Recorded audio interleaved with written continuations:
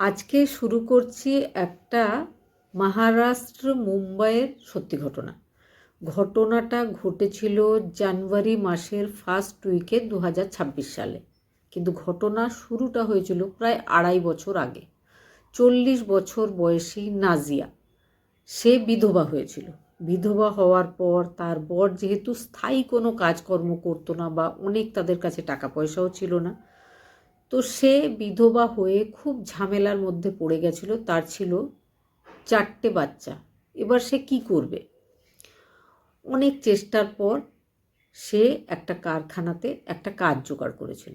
সে কাজ করা শুরু করেছিল। তার যে বড় দুজন ছেলে, তাদেরকেও সে কোথাও না কোথাও ছোট ছোট কাজে লাগিয়ে দিয়েছিল, যাতে তার একটু হেল্প হয়।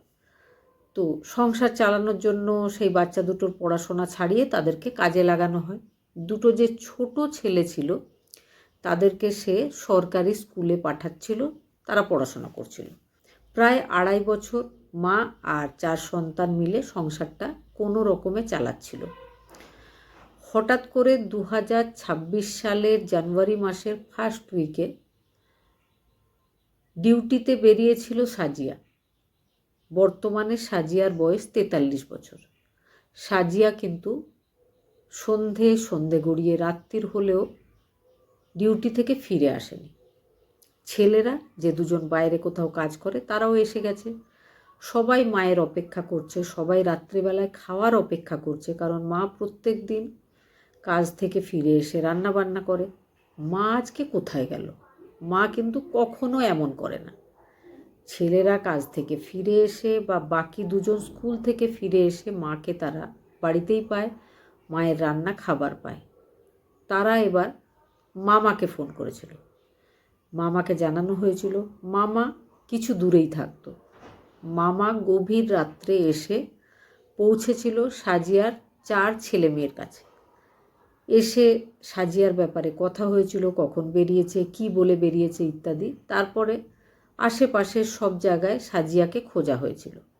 পাড়া প্রতিবেশীরা সবাই বলছিল যে সাজিয়াকে তারা সকালবেলায় বেরোতে দেখেছে, তারপরে কিন্তু আর নিজের ডিউটি থেকে ফিরে আসতে কেউ দেখেনি।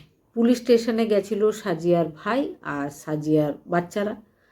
সবাই গিয়ে সেখানে একটা মিসিং কমপ্লেন করে আসে, সাজিয়ার একটা ফটোও দিয়ে আসে। সেই দিনই দুপুরবেলায়, যেদিন সাজিয়া হারিয়ে গেছিল, তার পরের দিনই দুপুরবেলায় একটা এরিয়া, যেখানে একটা প্লট ছিল বিক্রি করার জন্য, প্লটিং করে কেউ রেখেছিল, সেখানে একদম আড়াল নির্জন জায়গা, সেখানে একটা বডি পাওয়া গেছিল। জামা কাপড় বা সাজিয়ার যে চেহারার অবস্থা দেখেই বোঝা যাচ্ছিল যে খুব বেশি দিনের পুরনো নয় দেহটা কিন্তু প্রাণহীন। এটাই সাজিয়া বলে পুলিশ টিমের মনে হয়েছিল। পুলিশ টিম সাজিয়ার ভাইকে, সাজিয়ার বড় 2 ছেলেকে দেখিয়েছিল। তারা বলেছিল যে হ্যাঁ, এটাই তাদের মা। এবার পুলিশ তাদেরকে জিজ্ঞেস করে যে সাজিয়ার সাথে কারো শত্রুতা ছিল কিনা, কে সাজিয়ার সাথে এমন ঘটনা ঘটাতে পারে। তো সাজিয়ার ছেলেরা বলেছিল যে সাজিয়ার বিশেষ কারোর সাথে বন্ধুত্ব বা শত্রুতা নেই। সাজিয়ার নাকি একটাই বন্ধু রয়েছে, 23 বছর বয়সী দুধের ব্যবসায়ী নুমান তার নাম। নুমান শেখকে পুলিশ অ্যারেস্ট করেছিল। নুমান কিন্তু প্রথমটাই বলছিল সে কিছুই জানে না, কিন্তু পরবর্তী যখন সে বুঝতে পারে যে না, পুলিশ সত্যিটা জেনেই ছাড়বে, তাকে এমনি ছেড়ে দেবে না, তখন সে যেটা বলেছিল সেটা হচ্ছে প্রায় 2 বছর আগে সাজিয়া যখন বিধবা হয়েছে, তখন ওই এরিয়াতে দুধের ব্যবসা করত নুমান। বেশ বড় ব্যবসা তার। বিভিন্ন জায়গায় তার প্যাকেটের দুধ যায়। সে কিছু কিছু পাড়াতে নিজে ব্যাগে করে প্যাকেট দুধ নিয়ে গিয়ে বিভিন্ন দোকানে বা বিভিন্ন বাড়িতে পৌঁছে দেয়। সে সাজিয়ার বাড়িতেও দুধ পৌঁছে দিত। সাজিয়া তার ফোন নাম্বারটা নিয়েছিল জানার জন্য যে কখন কোথায় আছে সে, বা কোনো দিন এক্সট্রা দুধের দরকার হলে, বা সাজিয়া নিজের পরিচিত বেশ কয়েকটা ভালো বড় কাস্টমার দিয়েছিল নুমানকে। সেই জন্য নুমানের সাথে সাজিয়ার প্রথমে বন্ধুত্বের পর ফোন নাম্বার আদান প্রদান হয়ে প্রচুর কথাবার্তা হয়।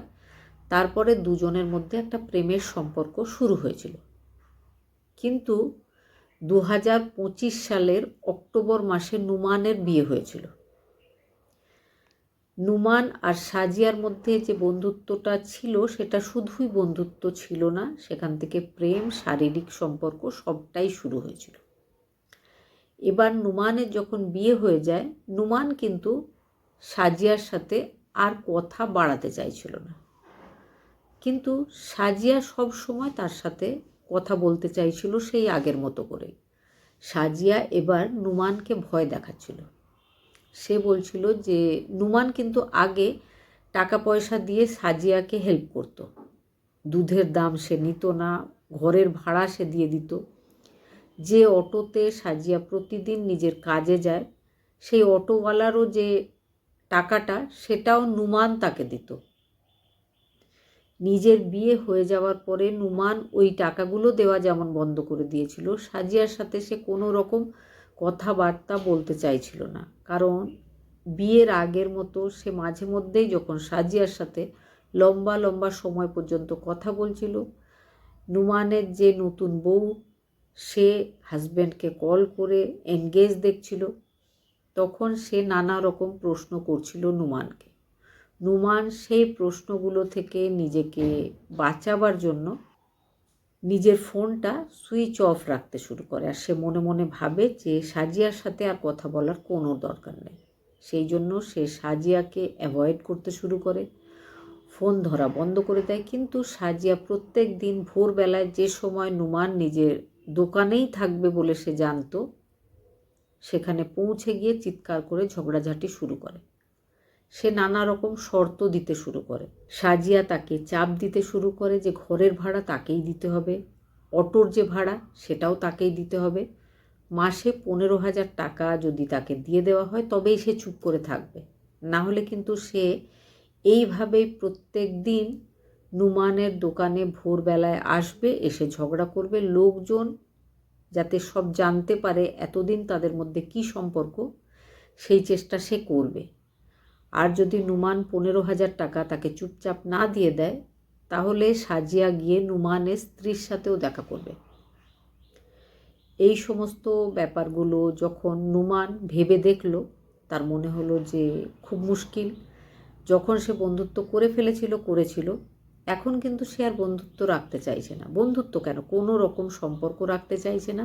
ভয়ে তাকে বেশিরভাগ সময় ফোন সুইচ অফ করে রাখতে হচ্ছে। সে ফোন সুইচ অফ করে রাখলে তার স্ত্রী, তার শ্বশুরবাড়ির লোকজন বিভিন্ন রকম প্রশ্ন করছে যে সারাদিন ফোন সুইচ অফ থাকে কেন। তারাও কিন্তু তাকে সন্দেহের চোখে দেখতে শুরু করেছে। সমস্ত ব্যাপারটা নুমানের খুব অস্বস্তিকর বলে মনে হচ্ছিল। ঘটনার দিন সে নিজের দুধ দিতে যাওয়ার যে ব্যাগ, তাতে দুধের প্যাকেটের সাথে বাড়ি থেকেই একটা কাঁচি নিয়ে এসেছিল, আর ওই নির্জন জায়গাতে ডেকে নিয়েছিল নিজের থেকে 20 বছর বড় বয়সী প্রেমিকা সাজিয়াকে। প্রেমের সম্পর্কটা কিন্তু কবেই শেষ হয়ে গেছিল, এখন শুধু টাকা পয়সা আর স্বার্থের সম্পর্কটাই ছিল, যেটাতে সাজিয়া যে কোনোভাবে টাকা চাইছিল আর নুমান যে কোনোভাবেই পেছন ছাড়াতে চাইছিল সাজিয়ার। নুমান যে কোনোভাবে চাইছিল সাজিয়া যাতে তার পেছন ছাড়ে। সে একটা খালি নির্জন জায়গায় সাজিয়াকে ডেকেছিল যে তুমি যে 15,000 টাকা চাইছো সেই ব্যাপারে কথা বলবো। সাজিয়া কিন্তু সন্দেহ করেনি, আগেও এইভাবে বহুবার বহু জায়গায় নুমান তাকে ডেকেছে, সে পৌঁছে গেছে। সেদিনও নিজের ডিউটির পরে পৌঁছে গেছিল, কিন্তু নুমান প্রথমটায় ঠিকঠাক কথা বলছিল, কিন্তু যখন কোনোভাবেই শুনতে রাজি হয়নি সাজিয়া যে টাকা ছাড়া সে চুপ করবে, তখন নুমান তাকে মোট 7 বার সেই কাঁচি দিয়ে আঘাত করে মেরে ফেলেছিল। মেরে ফেলে সেখানে তাকে ফেলে রেখে নিজের কাঁচিটা নিজের সঙ্গেই ফিরিয়ে নিয়ে এসেছিল। কিন্তু পরবর্তীতে পুলিশ তাকে অ্যারেস্ট করেছিল। সব ব্যাপারটা জানার পরে নতুন বিয়ে করা নুমান মাত্র 23 বছর বয়সে পুলিশ হেফাজতে যায়। বাকি জীবনটাও হয়তো এইভাবেই তাকে জেলেই কাটিয়ে দিতে হবে। যে কোনো মানুষেরই কিন্তু শুধু একটা ভুল মানুষের পুরো জীবনটাকে পাল্টে ফেলতে পারে। এক্ষেত্রে সাজিয়ার করা একটা ভুল তার প্রাণটা কেড়ে নিয়েছিল, আর নুমানের 20 বছর বয়সে করা একটা ভুল তার পুরো জীবনটাই জেলের মধ্যেই কাটাতে হবে এমন ব্যবস্থা করে দিয়েছিল। ঘটনাটা শোনার পরে আপনাদের কি মনে হয়েছে অবশ্যই কমেন্টে জানাবেন।